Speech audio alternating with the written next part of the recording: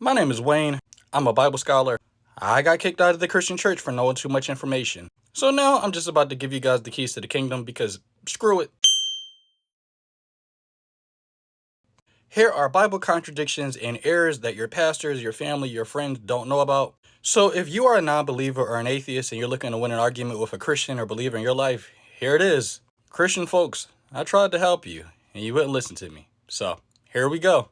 You don't need to go anywhere past Genesis chapter 2 before you can find your first couple of Bible contradictions in the Bible.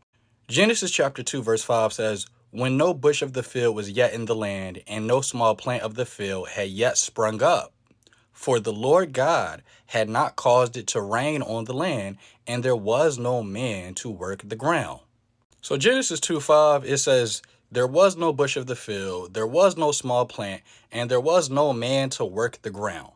Now, if you go one chapter before that, in Genesis chapter 1, verse 11, it says, "And God said, Let the earth sprout vegetation, plants yielding seed and fruit, trees bearing fruit, in which is their seed, each according to his kind on the earth." And it was so. The earth brought forth vegetation, plants yielding seed according to their own kind, and trees bearing fruit in which is their seed, each according to his kind.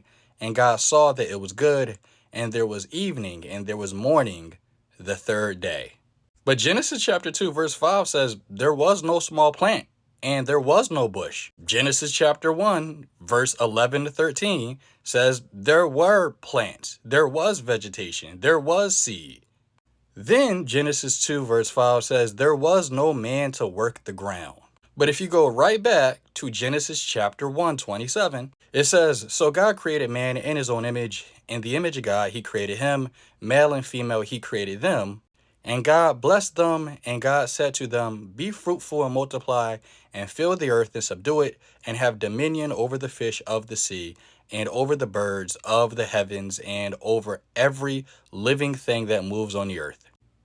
And God said, "Behold, I have given you every plant yielding seed that is on the face of all the earth, and every tree with seed in its fruit. You shall have them for food." So in Genesis chapter 127, there are men. Men do exist already. Then God says, "Be fruitful and multiply and fill the earth and subdue it." So on day 6 of creation, there already were men. And God told those men to fill the earth and subdue it, to fill the earth and work it. Genesis 2 says there was no man, there were no plants, and there was no man to work the ground. And Genesis 1 completely disagrees. Now, this Bible blunder right here is absolutely hilarious. So Genesis chapter 4 is giving the origin of metals and where bronze and iron come from. It says Zillah also had a son, Tubal-Cain, who forged all kinds of tools out of bronze and iron. So Genesis chapter 4 verse 22, it attributes the person of the Bronze Age and the Iron Age, because remember, these are the first people. So the father of the Bronze Age and the Iron Age is Tubal-Cain, according to Genesis 4:22. However, the difference in years between the Bronze Age and the Iron Age is roughly around 2,000 years.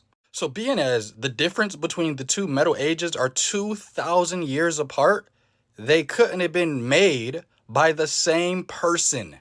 So this, ladies and gentlemen, is called a anachronism, a literary anachronism. Anachronism is just something that is out of time. So what happened was somebody who was already in the Iron Age between 1200 BC and 600 BCE wrote this story about Tubal-Cain and simply just attributed the Bronze Age and the Iron Age to the same person, because they never could have fathomed that in the year 2024, we would be able to look back in archaeological time and figure out that the Bronze Age and the Iron Age are thousands of years apart.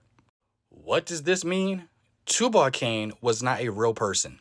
Tubal-Cain is a literary device that the author uses to bring the Bronze Age and the Iron Age together so they can attribute the Bronze Age and the Iron Age to their ancient Israelite ancestors. Tubal-Cain never existed. Now, if you want to know more about more Bible blunders, contradictions, and errors.